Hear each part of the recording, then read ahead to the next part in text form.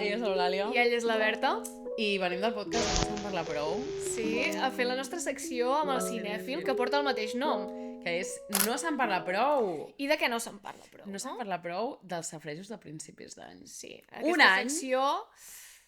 que està començant fort, que... Aquesta secció en la que parlem, no?, d'això de safrejos, dels últims rumors, del món dels famosos, així una mica de Hollywood, escàndols... romanços... Una mica picaron del món del cinema. Tan periodistes Sí, aquí amb els que nostres estem al guions... portàtil, en plan...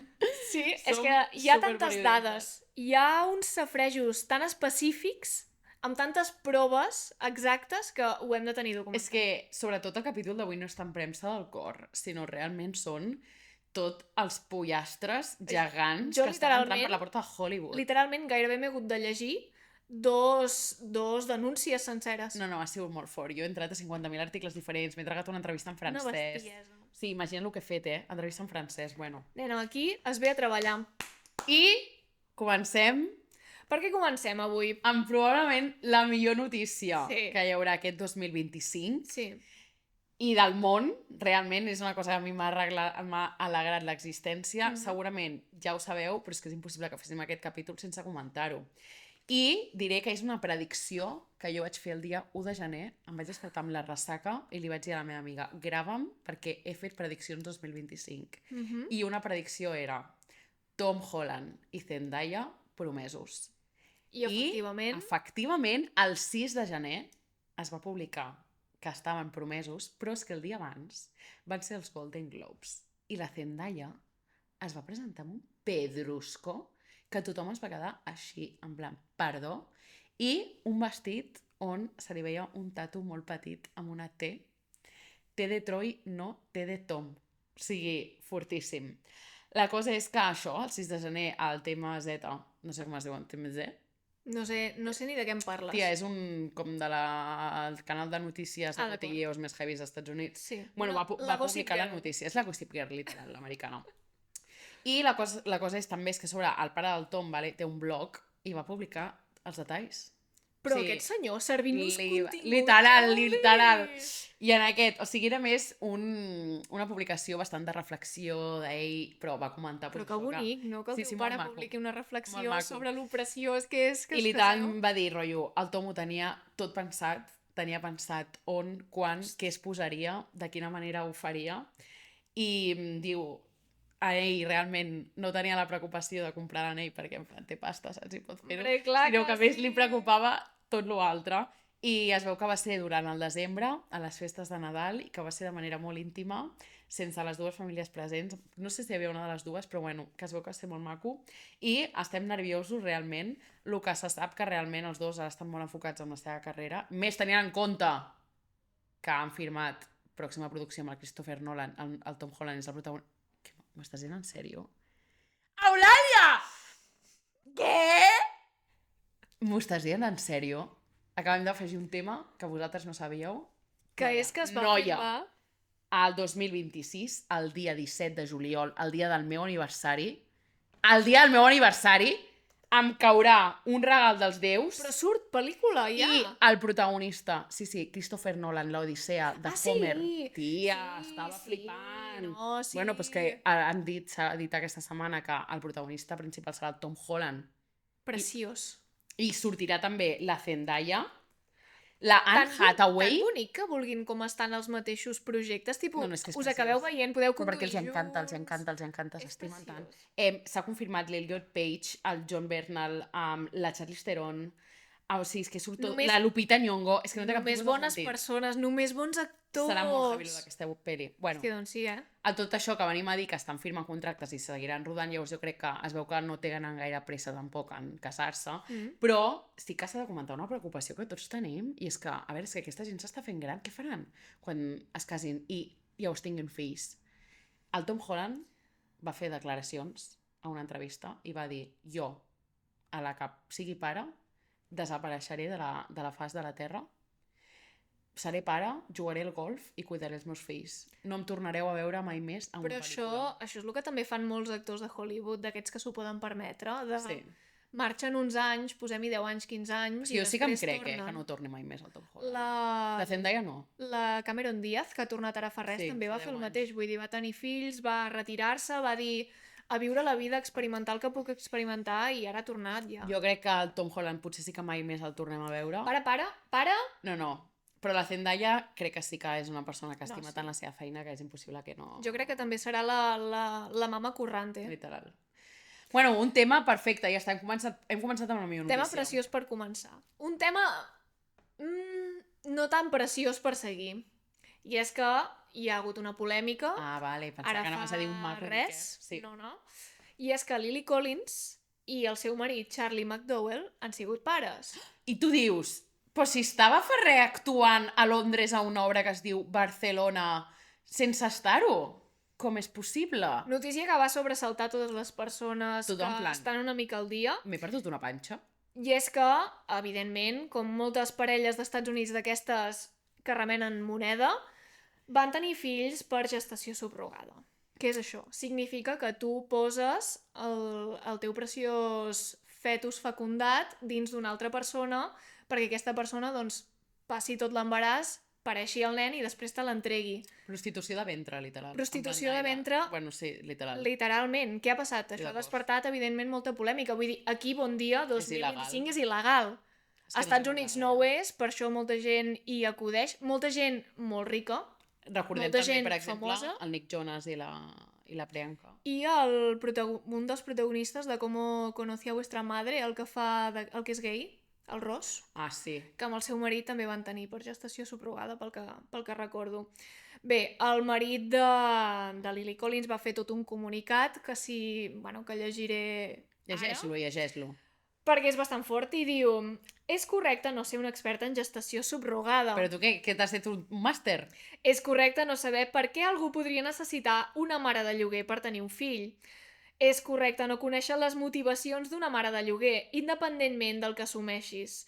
I és correcte dedicar menys temps a llançar paraules odioses al món, especialment pel que fa a una bonica nena que ha portat molta estimació a les vides de les Te'l tirem a tu, no el bebè, t'ho tirem a tu.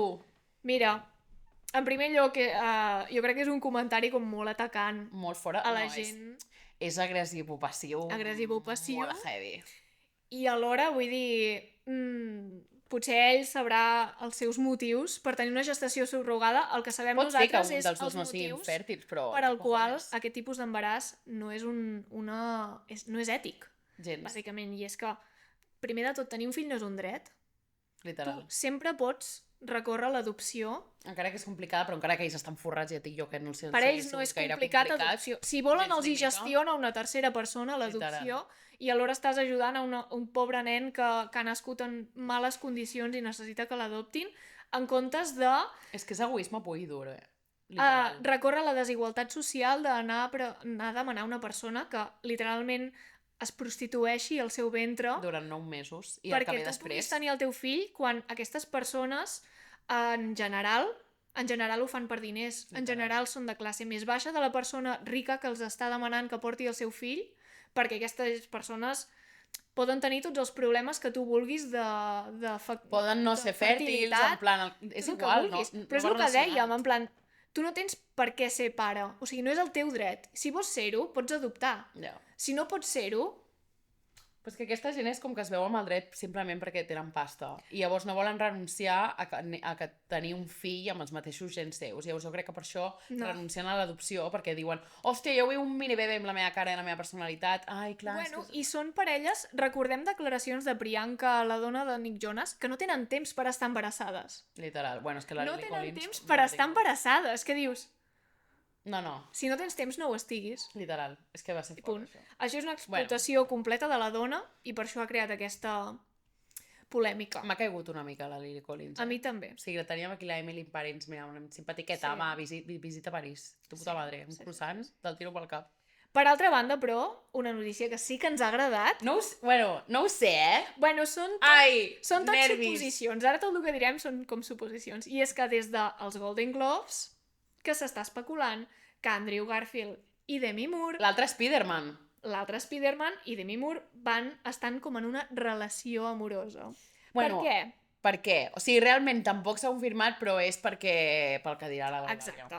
No s'ha confirmat, això és simplement que van tenir unes interaccions afectuoses i unes converses íntimes que la gent ha traslladat a dir que estan 100% enamorats, i fins i tot hi ha rumors de que Andrew Garfield està a la casa de Sun Valley vivint amb ella. Que s'ha allotjat que s'ha allotjat allà, un rato. no sé. Recordem que l'Andrew Garfield és la millor persona del món. Sí. Andrew Garfield, que jo m'he apuntat, per si interessa, les últimes parelles d'aquestes persones que es coneixen, no? Recordem per recordar també... una mica la vida d'Andrew Garfield, la seva última parella va ser el 2024, o sigui, aquest any passat, amb Kate Thomas, que és una filòsofa i mentora espiritual. No tenim ni idea de qui és Kate Thomas, però que va durar uns mesos d'aquest 2024 confirmant la ruptura a l'octubre. Vale. Demi Moore, l'última parella que coneixem, és de fa molts anys, 2013, i és Ashton Kutcher, que és fantàstic, que està casat amb Mila Kunis. Què? El 2015 es van començar a sortir o casar, no me'n recordo, amb Mila Kunis, però el 2013 és quan va finalitzar la seva relació amb Demi Moore. I quan tenen un age gap també una mica heavy, no? No tinc ni idea de quant anys té Ashton Kutcher. I saps quants anys té Andrew Garfield? No. 41. Demi Moore, 62. Però, xavala, en plan... No, ja ho sé, no, d'edat no. Ai, de mentalitat, no sé com dir-ho. Tots tenen desenvolupat el... Clar, exacte. No sé, vull dir, són dues persones superadultes. Ja sí, són molt adultes, però igualment és un age gap que pensa. Living la vida, tu, si s'han trobat i s'estimen... He de dir que jo xipejava molt, però jo volia que sortís la notícia demà que l'Andrew Garfield estava amb l'Amelia Dievoldberg, que és la noia de Chicken Shop Day. Chicken Shop Day. El que sigui, m'és igual. Que és un programa la química d'aquella entrevista d'ells dos és que l'Andrew li està suplicant una cita real. Literalment sembla que estiguin sortint i que facin com la cita i que sigui l'últim capítol de Chicken Shop Date en el que troba l'amor. Jo em pensava literalment que acabaria així. Ojalà. Bueno. Però no, De moment, això diuen les veus al carrer, nou romans a la vista, love is in the air. Altres temes. Tema polèmic. Començaré amb un escàndol que de sobte s'ha oblidat i és l'Armie Hammer. Qui és l'Armie Hammer? Els escàndols dels homes se solen oblidar molt ràpid. Sí, duren un any màxim, jo diria. S'obliden. Diuen, bueno, ja ha passat aquest període de temps, reset, el videojoc. La cosa, Armie Hammer, recordeu qui és? Era el meu crush suprem, aquest home. A mi m'encantava. Operación Ankel, és el de Call Me By Your Name, que protagonitza al costat del Timothée Chalamet. Què passa? Que va haver-hi la seva caiguda social i com a actor i com a tot entre el 2021 i el 2022 perquè van començar a sortir acusacions de pràctiques sexuals molt estranyes i canibalisme de les seves examants. Jo crec que això sí que ho recordarà tothom, de que aquest senyor se'l va tatxar de caníbal que flipes. Però és que un moment, he recuperat missatges seus que deia, literalment deia, I am 100% a caníbal. I want to eat you. Et vull menjar. Soc 100% un caníbal, literal. Et vull menjar. No, en plan, és que comences a llegir, et tallaria a peces i et follaria a peces. Prou. Que està completament boig. I també hi havia un altre que era rotllo, tinc la fantasia sexual de posar-te al mig d'una plaça i que tothom et violi. Perdona? En plan, és que, literal, o sigui, no. Jo Perdona? mirava, quan recuperava aquests tuits, perquè jo al seu moment els vaig llegir, i vaig dir, hòstia, que heavy, però és que ara els mirava i dic, què?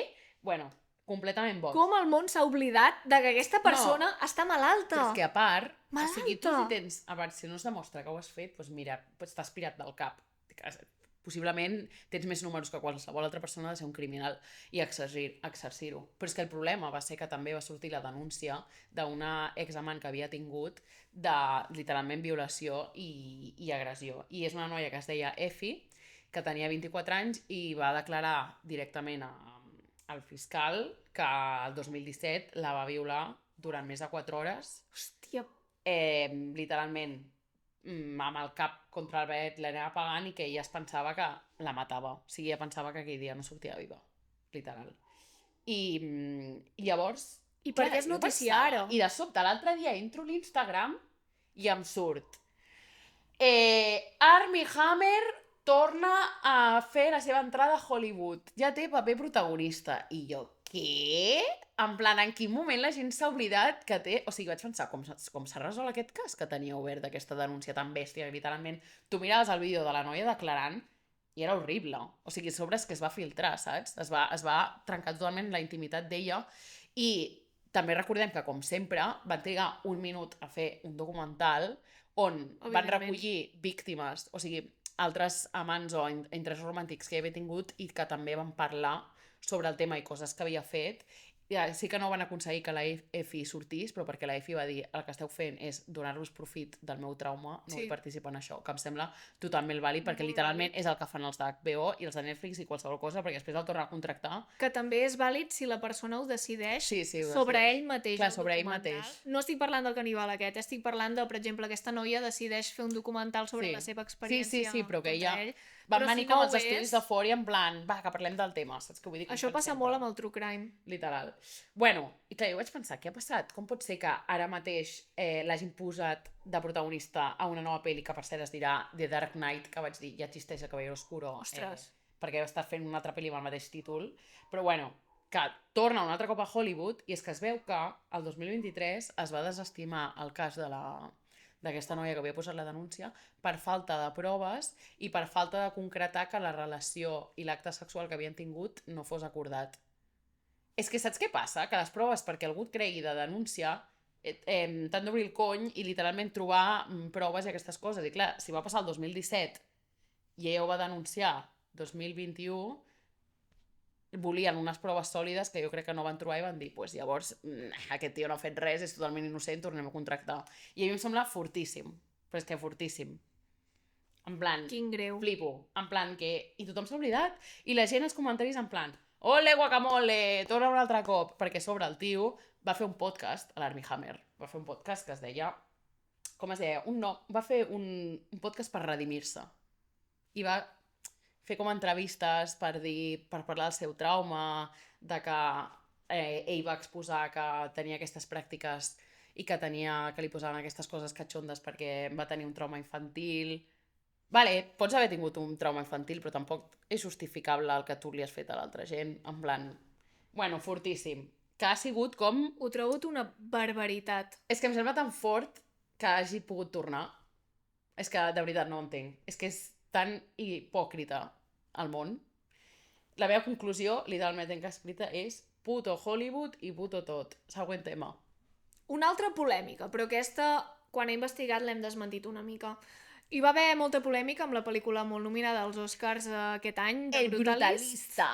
El Brutalista, que nosaltres acabem de fer un podcast parlant dels Oscars, si voleu mirar de què va... Un podcast que encara no estarà publicat perquè primer publiquem aquest. Bueno, en fi, el traurem abans de que surtin els Oscars i podeu recuperar allà la informació. El cas és que és una pel·lícula en què els protagonistes són hongaresos, va sobre un arquitecte de la Bauhaus que escapa dels nazis i se'n va a viure als Estats Units quan acaba la guerra.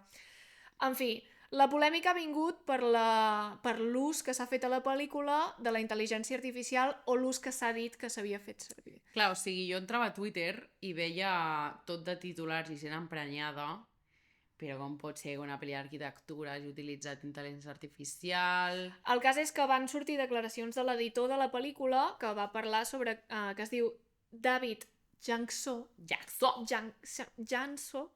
que va dir que s'havia utilitzat IA, en primer lloc, per modificar la veu dels protagonistes perquè semblés que parlaven hongarès natiu. Els protagonistes, Adrien Brody i Felicity Jones, van fer classes d'hongarès per preparar-se pel personatge, van fer tota la pel·lícula amb la consciència i la preparació. Després, des de producció, es va decidir que es volia fer servir la IA com per retocar-los l'accent perquè sonessin natius de veritat. Aquesta decisió de producció la podem valorar cap a una banda o cap a l'altra. Ells van dir que la van fer servir de forma artística, de manera molt controlada per això de l'accent, que no es perdia actuació dels personatges, però les crítiques venen a que amb això es perd realisme de l'actuació O del sigui, el personatge. problema realment és que si hagués sigut una pel·li normal i corrent, doncs mira, suda. Però és que el problema és que aquests dos actors opten a la categoria de millor actor principal i millor actriu de repartiment. Llavors, el que també, o sigui, la gent s'està queixant perquè un altre nominat al costat de l'Adrian Brody doncs és el Timothée Chalamet per un complet desconegut que sabem que ha estat 5 anys preparant-se el paper de Bob Dylan i clar, intentant clavar la seva veu i clar, després surten aquestes declaracions de que un altre nominat que també s'ha preparat el seu paper, l'ha ajudat una mica a la IA per aconseguir aquesta actuació o veu, no actuació, sinó pues, la veu, i jo crec que probablement el Timothée s'està cagant una mica en la puta perquè va guanyar el Golden Globe a l'Adrian Brody amb El Brutalista i no ell, per exemple. Llavors la gent per això ho ha posat en dubte. Jo ho entenc. Jo també ho entenc. Podia haver-se optat per no fer-ho, però aquesta pel·lícula, com que tira com molt del realisme extrem, suposo que al final des de producció es va decidir no aquest pas més. Doncs pues mira, pues, en comptes de contractar un americà, pues agafes un hongarès, començant per aquí. Però que et diré que també que ells es van preparar i van fer totes les classes i tot el que vulguis. Vull dir que ells no va ser cosa d'ells que no fessin ni la recerca ni la preparació.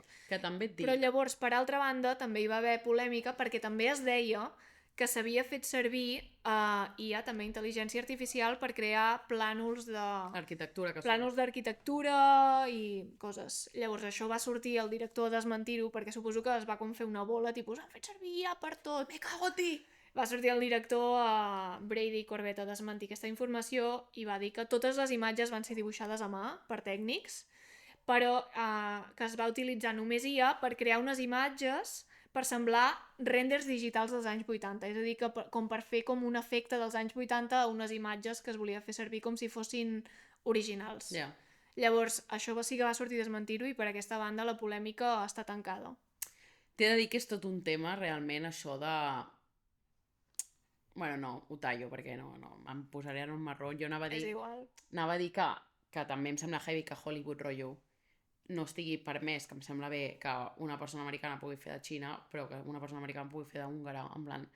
Ja. Saps què vull dir? En plan... Però perquè també hi ha tot un tema més que de nació, també de... La cultura no és la mateixa. No, la cultura és 0% la mateixa. Per això t'ho dic. Però Adrian que si som blancs és com que podem, saps què vull dir? Em faltaria investigar més sobre el tema, perquè anava a dir Adrian Brody 100% és d'Estats Units. L'Adrian Brody és una persona xunga. No tinc ni idea.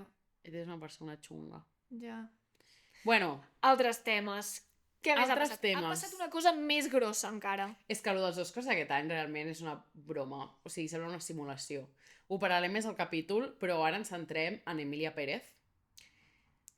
Pel·lícula que està nominada amb 13 nominacions. 13 nominacions. Bueno, no ens posarem a parlar de la pel·li en si, sinó que ara parlarem més de la polèmica que està passant aquests últims dies amb una de les protagonistes, la Carla Sofía Gascón, que és una actriu trans espanyola que és de Madrid, i s'ha liat parda, però en plan molt parda, perquè de sobte algú s'ha adonat que aquesta tia s'ha passat gran part de la seva activitat a Twitter fent tuits que ataquen absolutament a tots els grups que existeixen. És que no salvem ni els catalans. O sigui, catalanòfoba màxima, superxenòfoba, super en plan racista, en plan horrible, ¿vale? Llavors, clar, han sortit aquests tuits a la llum just en la temporada en què literalment ella està nominada com a millor actriu principal. Fortíssim. Llavors, han començat a sortir aquests tuits que jo us llegiré alguns perquè són realment forts. Comencem amb un atacant a l'Adele, ¿vale? I posant una foto abans de l'Adele i ara. Recordem que l'Adele és una persona que abans, no sé si havia tingut a tenir sobrepès, però realment era considerada, bueno, era grassa i després doncs es va primar. Que aquí vol atacar a Adele, una persona preciosa. No, pasó el COVID y se pasó con las mangas o pasó por el quirófano y no le quitaron la piel de los brazos. I és una foto on l'Adele porta un vestit, ara amb el canvi de pes prima, però que té unes mànigues amples. Què? En plan, és que no té cap tipus de sentit i té la cara d'etiquetar-la, de posar @Adele. Però més buscant ofendre i buscant fer mal. Tia, que tots els tuits són així, és una barbaritat. En plan, parla dels catalans també. Conviden, això en espanyol, òbviament, però ho tradueixo. Conviden a un independentista català a un casament i acaba menjant sol a un racó, perquè no podia suportar veure com la gent repartia el menjar entre tots. Perquè som uns putos rates, tia. És que té raó. Mai he compartit Realment. un plat de menjar, literal, Carla Sofia Gascon. Espero que tota aquesta onada de rates nacionalistes catalans es podreixin a la presó si abans no se'ns emporta aquest o qualsevol virus. 2021, Seguim. Aquesta persona, No. aquests anys, fa 2 anys, va exercir el seu vot electoral i jo ja sé per on va el seu Literal. vot electoral. Això és el de sempre. Els negres esclaus i la dona a la cuina. Però és la meva opinió i s'ha de respectar. No entenc tanta guerra mundial contra el Hitler. Ell simplement tenia la seva opinió sobre els jueus. En fi, així va Però el això món. això és real. Tia, literal, són tuits reals. És que és una barbaritat. No, és que cada cop que llegeixes és pitjor. Aquests merdes tarats, fills esclavitzadors, d'immigrants, d'assassins de tribus, són els ignorants de la història. Tiren pedres contra l'estàtua d'un senyor que buscava una ruta cap a les Índies, culpable només de que aquesta gent hagi nascut allà. Gentuza, perdó. De que aquesta gentassa hagi nascut allà. Però què diu? Què? És que sobre Qui li ha donat a aquesta dona un ordinador i internet? Després de fer la pel·li que ha fet, és que no té cap tipus de sentit. És que no té cap tipus de sentit. Té 100% sentit per la pel·lícula que els hi ha quedat. Potser sí. Encaixa 100%. Cada cop que els Oscars s'assemblen més a una entrega de premis de cine independent i reivindicatiu. No sabia si estava mirant un festival afrocoreà, una manifestació Black Lives Matter o el 8M. A part, una gala lletja. Els hi va faltar donar un premi al curt del meu cosí, que és coix. Però Tia, està boja! Que està pirada. A sobre també va fer un tuit dient, literalment atacant a la Selena Gómez, que és la seva costada a la pel·lícula, dient que era una pringada obsessionada amb el seu ex. O sigui, el Justin Bieber, en plan... Que és una barbaritat. Però està boja! Són dels tuits més bèsties realment que he vist. O sigui, a vegades ha passat que ha ressorgit una mica un tuit racista d'algú que era racista. Però que semblen Kanye West fent tuits antisemites. Pitjor encara. O sigui, és molt fort, és molt fort. En fi, que la cosa és que ella, davant de tot això, òbviament es va borrar Twitter i va publicar com un vídeo, entrevista, plorant, dient que havia tingut aquesta onada d'odi tan gran i que els tuits que havia escrit feia 10-20 anys no la representaven. 10-20 anys! A tu com quin rellotge tens configurat? Perquè són de fa 4 anys i 3, en plan, literalment. Llavors deia que la gent havia agafat les coses i les havia posat sense context. Sense context? Que, en plan, que s'havien sigut manipulat, literal. No té context. No pots posar més caràcters. O tuiteges allò o no tuiteges res. El poses tu. I diu que utilitzava el Twitter com un diari. I diu, abans jo estava aquí i els meus posts, pues, màxim el veien 3 persones, no tenien cap tipus d'influència. Tia, però no és... O sigui... I això... No justifica que tiressis odi com si llegeix només la teva àvia. I igualment ets una puta racista. És que és una racista, però només en el seu cap, literal, saps? Literal. No... I deia que utilitzava molta ironia, que li agradava l'exageració, el sarcasme, i que a vegades escrivia tuits en tercera persona com si ho escrivís una persona que tingués molt d'odi dins. Vinga, va. Què? Vinga, molt negatiu. Bueno, no té cap tipus de sentit, realment. No. Clar, davant de tot això, temporada de premis, i la Zoe Saldana, es diu així, no? La seva costat. Sí. Clar, tots els periodistes i tothom preguntant en plan, tu què opines d'això, que no sé què, i en plan, no, jo només estic a favor d'en plan dels drets humans, de les coses que defensen i tal, i la Carla Sofia Gascon va tornar a dir en plan, no, les meves costats em donen suport al 100%. I ella, la Zoe, li van tornar a preguntar per això i es va quedar de pedra en plan, què? Bueno, la cosa és que el director fins i tot ha dit, quan li van preguntar, li van dir, no he parlat amb ella ni penso fer-ho perquè està en un camí superautodistructiu. Clar, llavors, a partir d'aquí, Netflix l'ha tret de tota la seva cartelleria. O sigui, tu sí, ara, perquè crec que la pel·li ja està disponible als Estats Units, Emilia Pérez, de Netflix. Pot ser. Però l'han tret de tots els pòsters, l'han tret de tot arreu, l'han deixat de... No li pagaran més els viatges, la roba ni els hotels que tenia previstos per els llocs de premsa on havia d'anar, l'Acadèmia dels Oscars l'ha deixat de seguir a Instagram, recordem que és una de les nominades.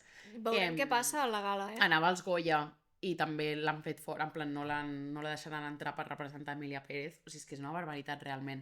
Llavors, ara, avui, literalment, estem a divendres 7 de febrer, ha penjat un text Ai, Déu meu, Déu meu. que realment està bé, és el millor que podia fer. I ha dit, seguint l'entrevista del Jax, que és el director, diu que és un equip que s'ho mereix per complet i que ha sigut una aventura supermaca i ha dit que té l'esperança que el seu silenci permeti que la pel·lícula sigui apreciada pel que és, una bella oda a l'amor i a la diferència, i que torna a demanar disculpes a tothom que s'hagi pogut resultat ferir pel camí. Ai, el que s'hagi pogut, aquest final... Que hagi pogut estar... Realment... No, perdó, mala traducció, això fet. No, qui ha estat ferit, no qui hagi pogut estar, qui ha estat ferit, això millor. Dins de tot el desastre, aquest comunicat és el que hauria de fet al minut zero.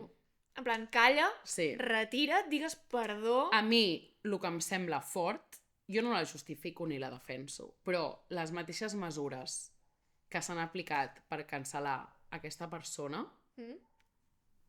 per què no s'han aplicat a la resta d'actors, productors i persones famoses que veiem que literalment sí que han exercit el crim? O sigui, ella el que li passa és que pot...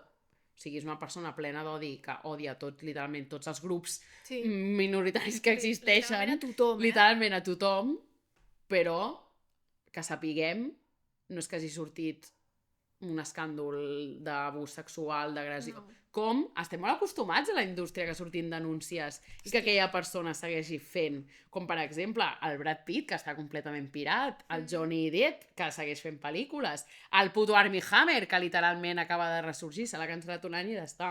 Tant de bo es cancel·lés...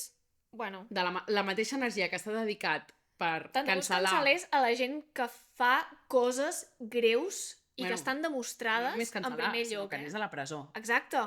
Però que anessin a la presó, però que a més no se'ls hi blanquegés la imatge al cap de 2 mesos, 3 anys. Però que a mi em sembla fort perquè un cop més es demostra que ha sigut superfàcil cancel·lar a una dona trans. És que han trigat 2 dies. En plan, pam, cancel·ladíssima. Ja et dic, aquesta dona dubto que la tornava a veure un altre cop a la gran pantalla o a algun lloc i exerceix com a actriu. Recordem també el cas de l'Amber Heard, que va perdre el judici amb el Johnny Depp i se l'ha cancel·lat de tot arreu. És que la van eliminar d'Aquaman i és que està absolutament... En canvi, en Johnny Depp, que també va guanyar el judici, però es va demostrar en el judici que les dues parts estaven pirades.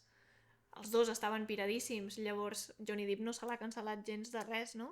A mi em sembla molt fort la hipocresia aquesta i com pot ser que sigui tan fàcil per a algunes persones odiar-les, que sí que... O sigui, entenc perfectament que aquesta dona se l'hagi cancel·lat perquè està completament boja, que també et dic, a mi em sembla heavy que en producció no fes una mica de recerca de camp abans de donar-li el paper principal. Que els hi va ser igual.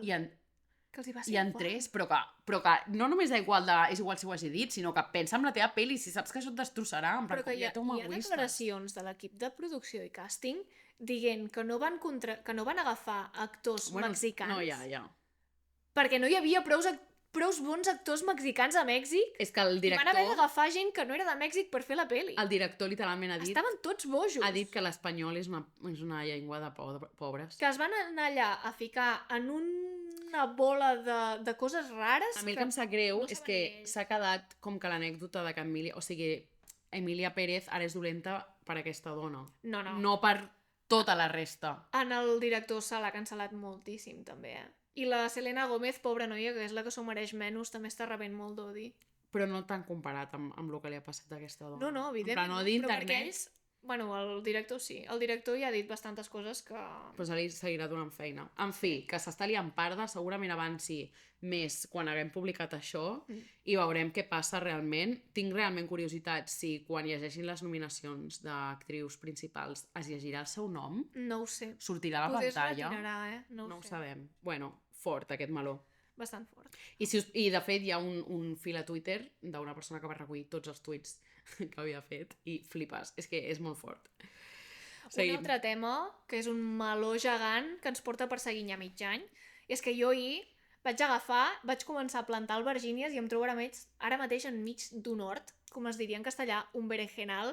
És espectacular el merder que hi ha amb Blake Lively i Jason Baldoni. Hòstia, és que des del minut 0 ha anat malament, Nosaltres vam fer un vídeo recopilant què havia passat a l'estiu, on vam parlar d'aquest tema, que va començar, resum molt ràpid, molt per sobre, es va fer una peli protagonitzada per Jason Baldoni i Blake Lively, dirigida per Jason Baldoni també, sobre violència domèstica, la qual el màrqueting i tota la presentació, les rodes de premsa es van enfocar com una romantització i una comèdia romàntica molt xunga, va rebre moltes crítiques per això, i després van començar a sortir rumors de darrere la pantalla que es van parar a finals d'agost i ara s'han reprès aquest desembre, sobretot a finals de desembre, quan es llença una denúncia de Blake Lively cap a Jason Baldoni per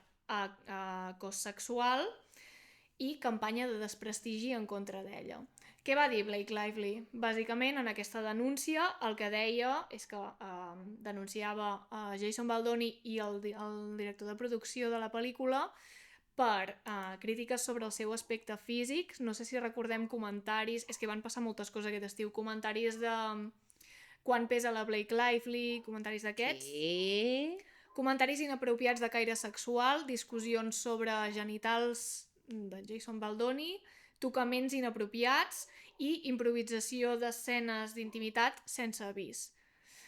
Recordem també algun moment així que la Blake Lively va denunciar, com que ella estava donant el pit al seu fill al seu camerino i va entrar sense preguntar a Jason Baldoni.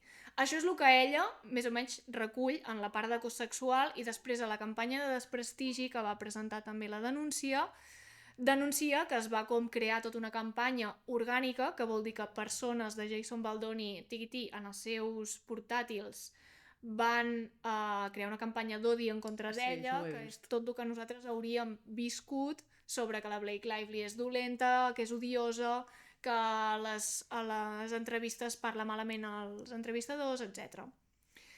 Això és la demanda que ella va presentar. També va dir que durant el rodatge va viure en un entorn hostil, juntament amb la resta del càsting, i que al principi del rodatge ella va presentar una llista de demandes que si no canviaven pararia de gravar, demandes com que hi hagués un coordinador d'intimitat a les escenes de sexe, entre d'altres, bàsicament. Llavors, el New York Times, després de que presentin aquesta denúncia, fa un article sobre això, dient tots estàvem equivocats. La Blake Lively tenia raó. El primer que passa és que es fa fora de la companyia, l'agència de representació en Jason Baldoni, això ho vaig veure, que és la mateixa agència que porta la la Blake i en Ryan Reynolds, que és el seu marit. I a partir d'aquí, aquest gener, va haver-hi el plot twist, com diríem en una pel·lícula, jo això no ho sabia, més gran de la història.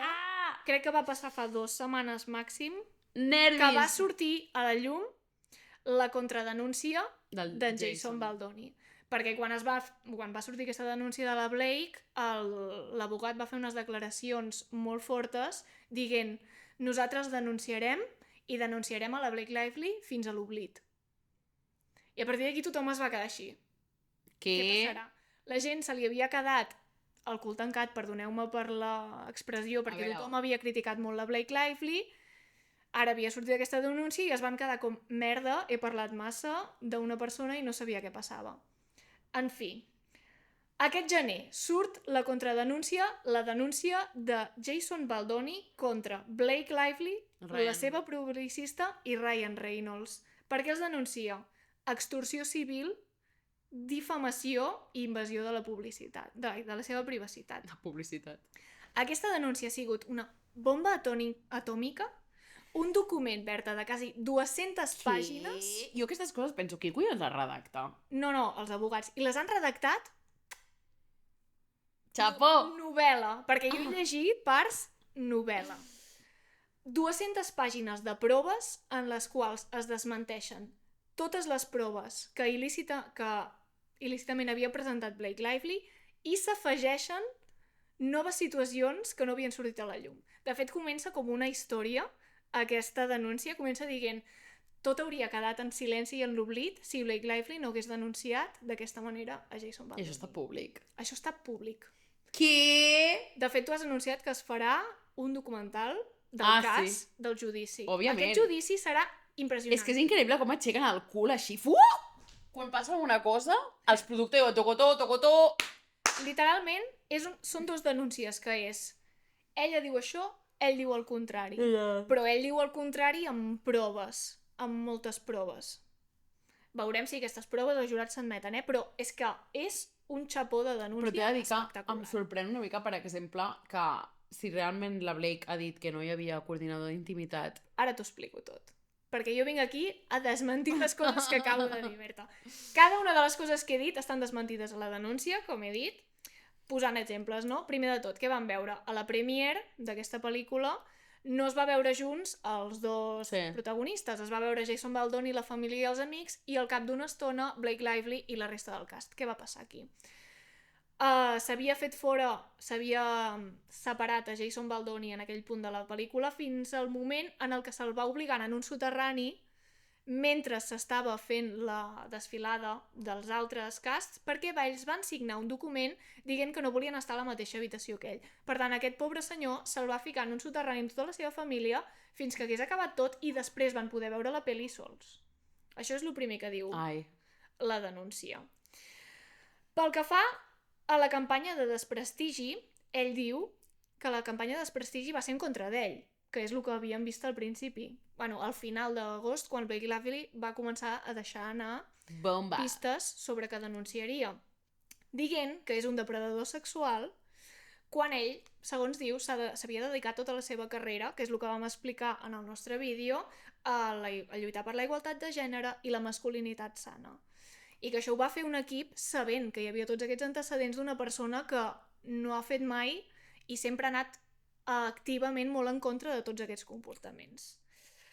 Entre les acusacions també trobem d'aquestes coses noves que explica que Blake Lively mai va llegir el llibre original de la pel·li, com a dato curioso que afegeix Jason Baldoni per allà mig, i altres crítiques de la campanya de màrqueting que ell evidentment diu que estava completament en contra, se'n va desmarcar i va fer la seva campanya de màrqueting de la pel·li separada, posant més en el centre la violència de gènere, etc. Llavors, els xocs, les coses heavies que la gent s'ha quedat. Com pot ser que sigui tan heavy que la denúncia de la Blake Lively menteixi? Perquè, clar, aquests presenten la prova contrària. En primer lloc, l'ús que la Blake Lively feia de les seves amistats influents per aconseguir el que volia. Això ha sigut una bomba oberta. Què vols dir? Això vol dir que, per exemple, la Blake Lively, en situacions en les que volia canviar condicions de la pel·lícula, fer-se més productora, a guanyar poder, el que feia era dir que tenia amics molt influents, que si li anaven en contra des de la pel·lícula els posaria en joc i els hi arruïnarien la vida. Pista! Qui són aquests amics influents? Taylor Swift. Hi ha missatges específics de Blake Lively referint-se a ella mateixa. Imagina el nivell de diva que es creu.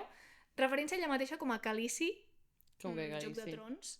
Khaleesi, que té dracs que lluiten per ella, dels quals, si li fas cas, te'n pots beneficiar.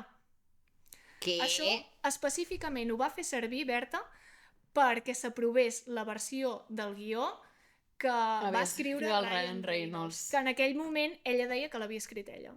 I després a la press tour va dir que l'havia escrit el seu marit, la de la terrassa. Originalment la va escriure en Ryan Reynolds, però en aquell moment ella deia que ho havia fet ella.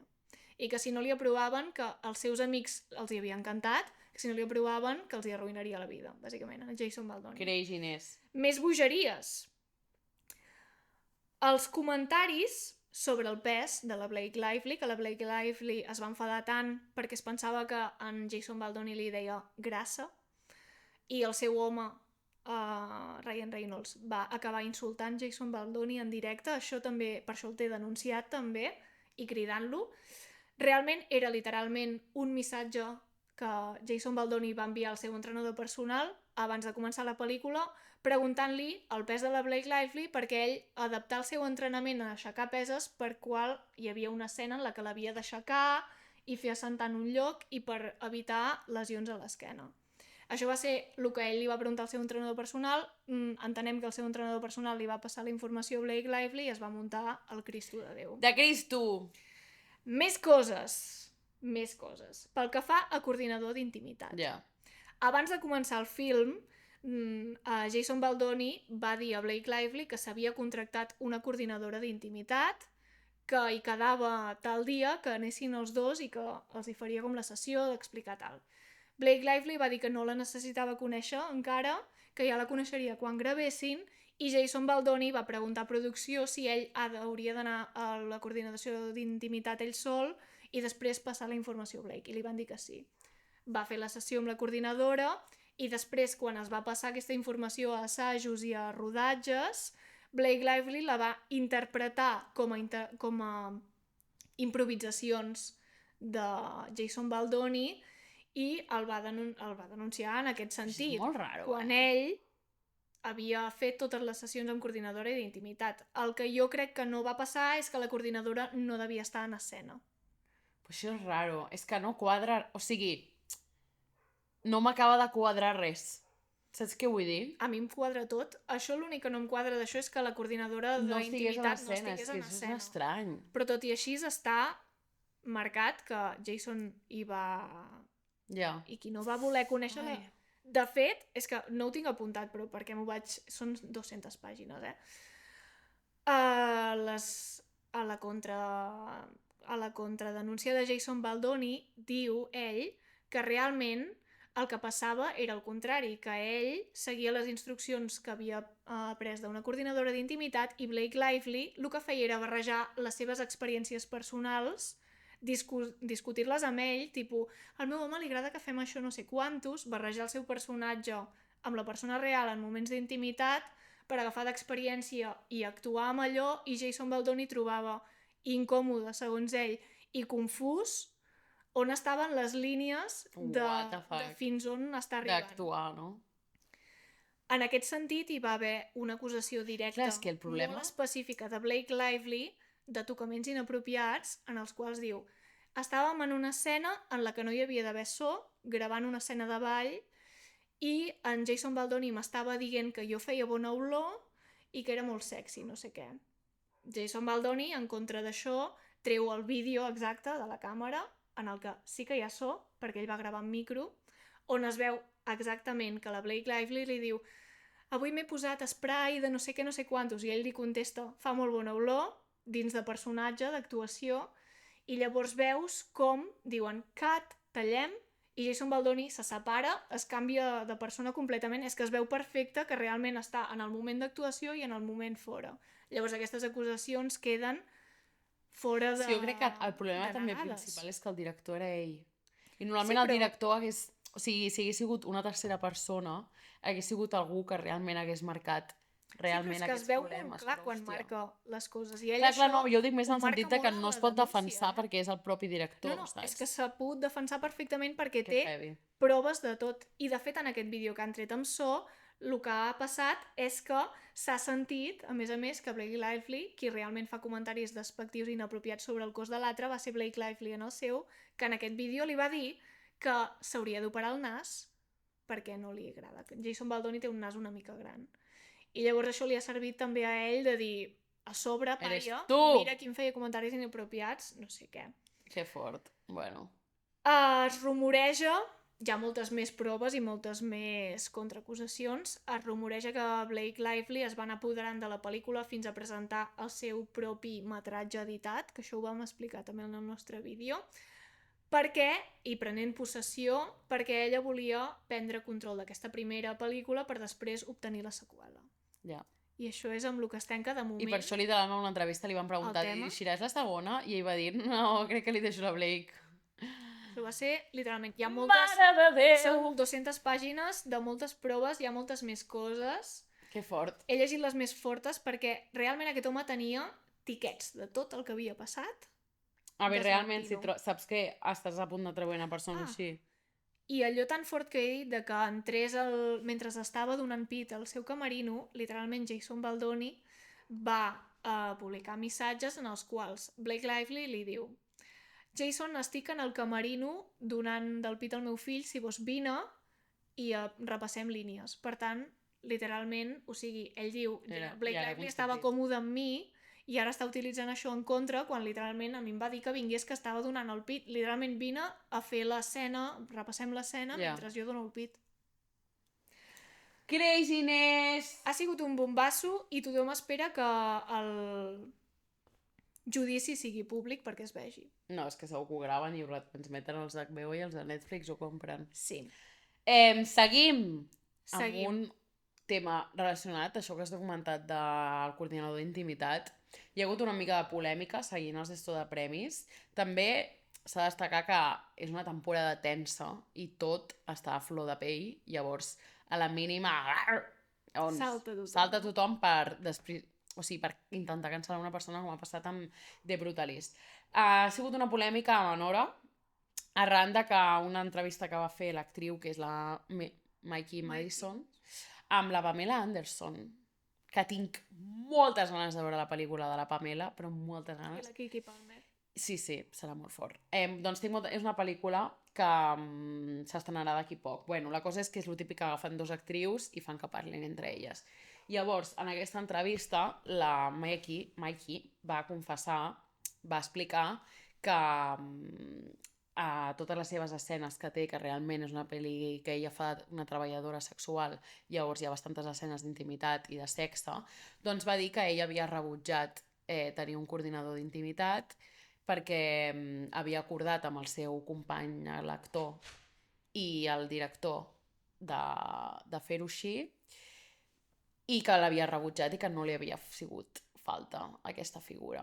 Què passa? Que jo no crec que sigui tant com el fet, sinó és la manera en què ho va dir. I és que va dir que sabia que el Sam Baker, que és el director, és un director que persegueix molt aquesta autenticitat i que ella estava preparada i que per això havia com dit que no feia falta un coordinador d'intimitat perquè ella realment estava còmoda. Llavors, clar, aquí tota la gent ha saltat en plan, tia, primer, que és una noia que té 25 anys, acaba d'entrar a la indústria, és la seva primera pel·lícula que fa un paper bèstia, és bastant fort que estigui a les seves mans decidir o no si té un coordinador d'intimitat. Literal. I siguent tan jove. I siguent tan jove i tan inexperta, o sigui, literal. Sí. I després també com la manera de... No, és que és més autèntic si ho fem sense coordinador d'intimitat. I em sap greu, perquè és una noia superbona, que està superentregada, ha fet molta feina de recerca amb aquesta pel·lícula. Ella explica que se'n va anar uns mesos i va estar molt de temps parlant amb noies de treballadores sexuals i va... Bueno, hòstia, tu mires la pel·li i ho veus. I que hagi sortit això... Hòstia, pobret. I a part també em sap greu que literalment la conversa sigui amb la Pamela Anderson, que recordem que és una dona que ha patit moltíssima objectificació sexual quan va passar allò que es van filtrar els seus nuts i que tu saps tot el pollo de la Pamela Anderson, bueno, va passar fa un muntó, però clar, que literalment tinguis aquesta noia jove dient no, és que a mi no m'ha falta coordinador d'intimitat, quan la Pamela segurament tot el que li va tocar viure, el que hagués necessitat és una figura de coordinador d'intimitat que l'hagués fet costat. Bueno, sap greu, llavors molta gent com que l'ha intentat cancel·lar i ha qüestionat molt realment que hagi fet aquestes declaracions. Jo no veig tant, o sigui, la decisió és dubtable, però encara ho és més, pobra, que no ha sigut gaire les paraules adequades per fer-ho, saps? Jo crec que també se li ha de donar una mica de marge perquè és molt jove. Literal. Perquè acaba de començar i perquè, vull dir, o sigui, no en el fet d'haver demanat això, sinó en el fet d'haver-ho dit. És a dir, jo crec que li falten anys de rodatge per veure que aquesta figura és necessària. I és el que has dit, no hauria d'estar a les seves mans haver-ho decidit. Clar, llavors tota la gent el que comentava era en plan, vale, em sembla bé que ella digués que estigui còmoda, m'alegro per ella que estigués còmoda, però no està a les seves mans decidir o no si hi ha algú que literalment el que fa és vetllar per la seguretat i la comoditat de les persones que roden aquestes escenes. Perquè, bueno, com bé tots sabeu, a Hollywood hi ha un historial guapo de rodatges sense consentiments, violacions i realment... És que si costa, vull dir, sentir-te tu còmode amb relacions consentides en el teu dia a dia a vegades, imagina't amb una persona davant d'una càmera interpretant. No. Bueno, hi ha hagut aquest pollastre. Sí. Pollastre petitó, no sé un pollastre de pagès, però... Però és molt interessant de comentar. És interessant, obre debat. I ja per acabar... Déu meu, això que se'ns ha... una hora. No. Una polèmica que hem tingut ara mateix, aquesta setmana, crec que va ser, que és l'entrevista de Joel Joan Jo no sé res, al diari Ara. No sé res. Hòstia, va dir tantes coses, És que està... va dir tantes veritats, Berta, Joel Joan. Sí, anava a dir, està una mica tocat. No, Joel Joan és un superego Sí. espectacular. Abans de començar, és un tio que és un crack. La seva sèrie es diu El Crack. I parla molt, llavors... Parla parla molt. molt clar, saps? Això a vegades costa De trobar-ho. d'escoltar-ho, no? Sí. A vegades costa escoltar les veritats. Què ha dit? També ha dit alguna cosa més polèmica, però en fi. És una entrevista pel diari Ara amb Albert Om, que comença parlant sobre que ara ha fet la seva segona entrega d'Escape Room als teatres, que ha sigut la segona obra més vista aquest any, de fet, després de Maricel. Comentar totes aquestes coses, però llavors, a més, hi ha hagut declaracions sobre TV3, Casa en Flames, el 47 i l'Acadèmia del Cinema Català, que han sigut les que han portat controvèrsia! En primera instància, les declaracions així una mica polèmiques que va fer són de que li va saber molt de greu que no es fes tercera temporada al Crack, i llavors aquí passa a criticar que creu que el públic actualment, aquest tipus de format adult, cru, àcid, ja no es busca tant, sinó que els últims anys a TV3 s'ha com infantilitzat moltíssim tota la producció. Pensem Polseres vermelles, Merlí... Tot això són sèries que tots hem mirat en adolescència i joventut. Però és un trauma, Polseres vermelles. És un trauma. Sí que apel·len, és veritat, al públic adult, però és que apel·len molt al públic joventut. Té com aquesta doble capa, no?, de hi ha unes històries per nens i una part per nens i una part més per adults. I això ho ha criticat molt. Llavors, altres coses que ha dit, que ha criticat molt fort de TV3 i que jo crec que té bastanta raó, és que hi ha hagut aquest any un concurs de sitcoms. No sé si n'estàs al cas. Sí. Per fer una nova sitcom a TV3. Sé que li ha donat el Dani de la Orden. Vale. La cosa que ell critica és hi ha hagut un concurs i se li ha donat al director de moda actual, la Casa en Flames. Per ell diu, per què fer el concurs i fer perdre el temps a tot de persones? Perquè recordem que s'hi podia presentar tothom, Tu i jo podíem haver fet una sitcom i presentar-la. Tot de persones que crec que havies de presentar pitch i crec que gairebé una temporada de guió havies de presentar moltes coses. Varis capítols segur. I per acabar donant-li a Dani de la Orden, ell diu, directament li dones a Dani de la Orden. En plan... Això sí. I també explica que li van demanar a ell que presentés una sitcom en aquest concurs i ell els hi va dir, xavals, jo, aquí amb el seu superego, jo he de presentar una sitcom quan jo he fet Plats Bruts. És a dir... Però ell és el guionista de Plats Bruts. Són creadors, guionistes, actors principals... No sé exactament el paper que tenia Joel Joan, però evidentment amb en Jordi Sánchez van tenir... Jo crec que la portaven. Llavors ell diu, si voleu, jo us faig de jurat, però presentar una sitcom que imagina't que s'hagués presentat i després guanya Dani de la Orden, o sigui, li hagués patat el cor. Literal. I diu, a més, en un àmbit que després de Plats Bruts no hi ha hagut cap sitcom graciosa mai més a TV3. Abans sí que hi havia hagut, jo què sé, a mi la memòria dels cargols a mi m'encanta i és tipus sitcom i és boníssima, però després de Plats Bruts, que a més la revisites 30 anys després. I segueix funcionant. I és fantàstica. En fi, llavors també hi ha hagut polèmica perquè ha criticat bastant l'Acadèmia del Cinema Català perquè aquest any no es va nominar... l'any que va estrenar la seva pel·lícula d'Escape Room, que va ser segona pel·lícula més vista de l'any després d'Alcarràs, no la van nominar als Gaudí, però és que no la van ni nominar en la categoria de vots del públic, que siguent la segona pel·lícula més vista de l'any, no va entrar a l'Acadèmia. Recordem que Joel Joan és fundador de l'Acadèmia del Cinema Català, però se'n va desvincular fa anys per diferències de... Què? Recordem i coneixem per primer cop. A mi això és el que diuen a l'entrevista. No ho sabia. I per això jo crec que el té tocat, aquest tema. Finalment, declaracions fortes que fa, que aquí jo ja no hi estic tan d'acord, és que li pregunta si ha vist les pel·lícules que han guanyat més premis, La Casa en Flames i el 47.